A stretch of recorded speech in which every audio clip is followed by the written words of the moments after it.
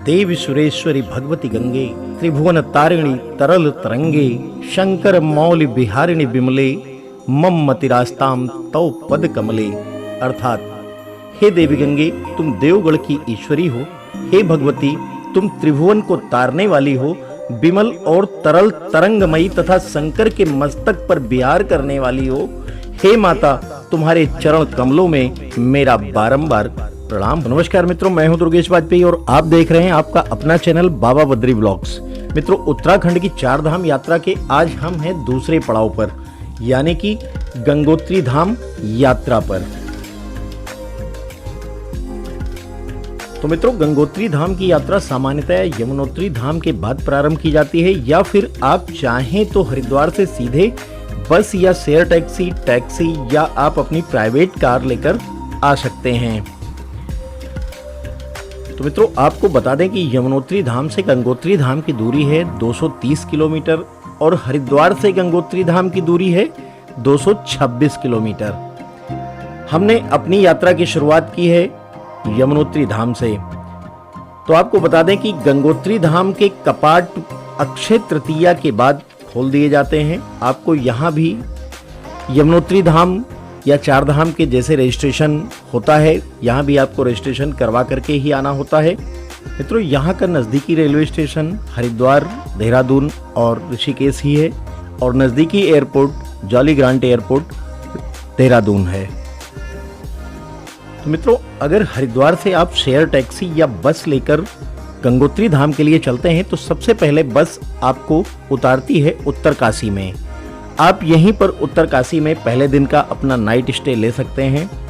अगले दिन सुबह आप फिर उत्तरकाशी से गंगोत्री के लिए रवाना होते हैं। और आपको बता दें कि हरिद्वार से उत्तरकाशी तक के लिए बस का किराया आपको लगभग 700 रुपये देना पड़ता है। मित्रों, उत्तरकाशी से गंगोत्री की दूरी है लगभग 100 किलोमीटर, जिसे आप 4 से 5 घंटों में बस के द्वारा पूरी करते हैं।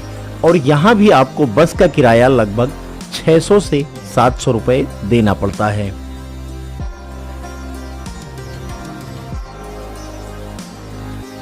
तो मित्रों, आपको बता दें कि गंगोत्री से 25 किलोमीटर पहले बहुत ही खूबसूरत टूरिस्ट टाउन पड़ता है हर्षिल। आप चाहें तो हर्षिल में भी रुक सकते हैं। हर्षिल एक बेहतरीन विकल्प वाला मार्केट है। यहाँ पर आप अपनी ज़रूरतों की सारी चीज़ों की खरीदारी कर सकते हैं। विंटर में हर्षिल काफ़ी खूबसूरत डेस्टिनेशन हो जाती है। अगर आप यहाँ नहीं रुकना चाहते हैं तो आप सीधे गंगोत्री जाकर भी रुक सकते हैं। हमारे यमुनोत्री से गंगोत्री धाम की यात्रा में रास्ते में ये खेरी वाटरफॉल मिला। मैंने सोचा आपको भी दिखाएं। बहुत ही खूबसूरत वाटरफॉल है। ये पानी गंगा में गिराया जा रहा है। देखेंगे यहाँ खड़े होने के बाद में इतनी अच्छी ठंडी ठंडी फुहारें आ रही हैं कि तबीयत खुश हो जाती है। आप भी देखिए।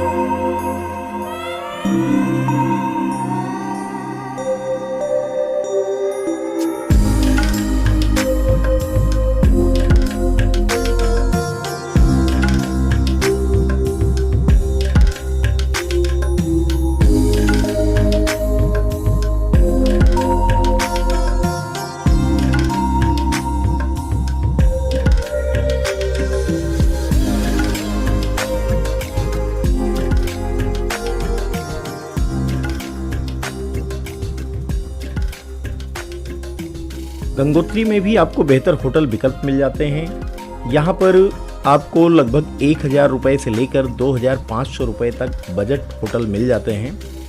हालांकि ऑफ सीजन में ये होटल के रेट लगभग आधे हो जाते हैं। तो आप चाहें तो आप हर्षिल ना रुक के सीधे गंगोत्री भी रुक सकते हैं। और अभी हम पहुँचे हैं हर्षिल। शाम के 7:20 हो गए हैं। इसके बाद भी थोड़ा आगे चलेंगे, कहीं रूम लेते हैं और स्टे करते हैं। मॉर्निंग में करेंगे माँ गंगा के दर्शन, गंगोत्री स्नान और बताएंगे आपको आगे की जानकारी। गंगोत्री धाम मंदिर का रात्रिकालीन व्यू बहुत ही खूबसूरत होता है। रात्रि विश्राम के बाद सुबह आप माँ गंगा में स्नान करके दर्शन की लाइन में लग जाते हैं। अभी हम लोग खड़े हैं माँ गंगा मैया के दर्शनों की लाइन में। इसी लंबी लाइन है, लगभग 2 घंटे के वेटिंग के बाद में दर्शन होने वाले हैं। सुबह समय से और सुलभ दर्शनों के लिए आपको बता दें कि 6 से 7 बजे तक दर्शन लाइन में जरूर आ जाएं, जिससे आपको ज़्यादा देर तक लाइन में ना खड़ा होना पड़े। हालांकि पीक सीज़न के अलावा आपको दर्शन बहुत ही आराम से हो जाते हैं, लेकिन सीज़न में भारी भीड़ हो जाने के कारण आपको सुबह जल्दी दर्शन लाइन में आना पड़ेगा। मित्रों, जैसा कि धाम के नाम से ही आप जानते हैं कि यहाँ पर मुख्य मंदिर माँ गंगा का है। इसके अलावा यही मंदिर प्रांगण में ही भगवान भोलेनाथ का अति प्राचीन मंदिर है, जिनके भी आप दर्शन कर पाते हैं। माँ गंगा के उद्गम स्थल गोमुख के दर्शन के लिए यदि आप जाना चाहते हैं तो आप यहीं गंगोत्री से ट्रैक करके जा सकते हैं। इसके लिए आपको जिला वन अधिकारी DFO उत्तरकाशी से अनुमति लेनी पड़ेगी और आपको शारीरिक रूप से स्वस्थ होना बहुत ही आवश्यक है, क्योंकि यह ट्रैक काफी दुर्गम है। इस ट्रैक में अधिकतम 150 व्यक्तियों को ही एक दिन में जाने की अनुमति मिलती है और आपको बता दें कि यह ट्रैक लगभग 2 दिन में आप पूरा करते हैं।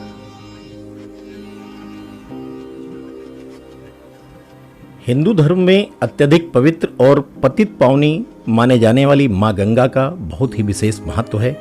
वैसे तो भारत में सभी प्रमुख नदियों को माँ का दर्जा दिया जाता है, किंतु माँ गंगा का स्थान सर्वोपरि है। गंगोत्री मंदिर को भी कत्यूरी वास्तुकला के आधार पर ही बनाया गया है।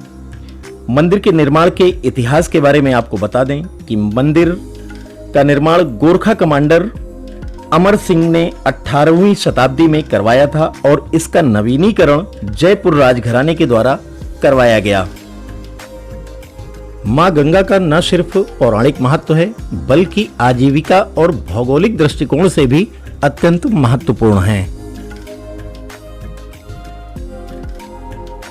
मित्रों, आपको गंगोत्री धाम के पौराणिक महत्व के बारे में बता दें कि भगवान श्री राम के पूर्वज महाराज भगीरथ के कठोर तप से ब्रह्मा जी और शंकर जी प्रसन्न होते हैं और मां गंगा का अवतरण इसी गंगोत्री क्षेत्र में होता है और मां गंगा भगीरथ के पीछे पीछे चलती हुई कपिल मुनि के आश्रम पहुंचती हैं, जहां राजा सगर के 60,000 पुत्रों को, जो कि श्रापवश कपिल मुनि ने भस्म कर दिया था, सभी को मोक्ष प्रदान करती हैं। तभी से मां गंगा को मोक्षदायिनी और भागीरथी के नाम से भी जाना जाता है।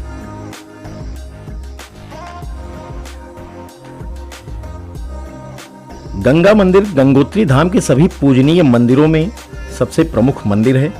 ऐसी मान्यता है कि इस मूर्ति की स्थापना आदि गुरु शंकराचार्य जी के द्वारा की गई थी। आपको बता दें कि यहीं पर एक शिला है जिसे भागीरथ शिला कहा जाता है। गंगा मंदिर के पास में ही ये जो शिला है, इस पर बैठकर राजा भगीरथ ने कठिन तपस्या की थी और शंकर जी को प्रसन्न किया था। यहाँ पर इस शिला का भी पूजन का प्राविधान है।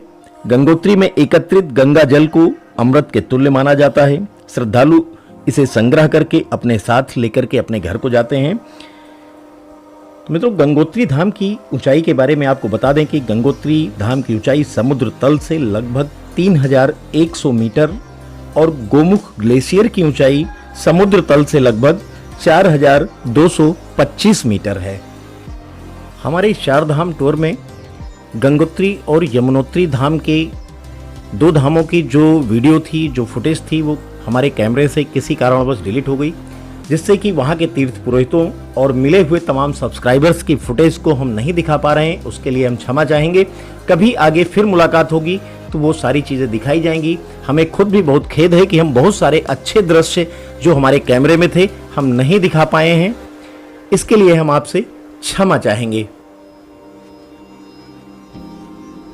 तो मित्रों, ये थी 4 धामों में से दूसरे धाम कहे जाने वाले मां गंगा के उद्गम स्थल श्री गंगोत्री धाम की यात्रा से जुड़ी हुई संपूर्ण जानकारी और पौराणिक इतिहास, जिसे आप तक पहुंचाने का एक प्रयास किया गया। वीडियो अगर अच्छी लगी हो तो वीडियो को लाइक करें और कमेंट सेक्शन में बताएं कि हमें क्या और बताना चाहिए था, क्या हमने छोड़ा है।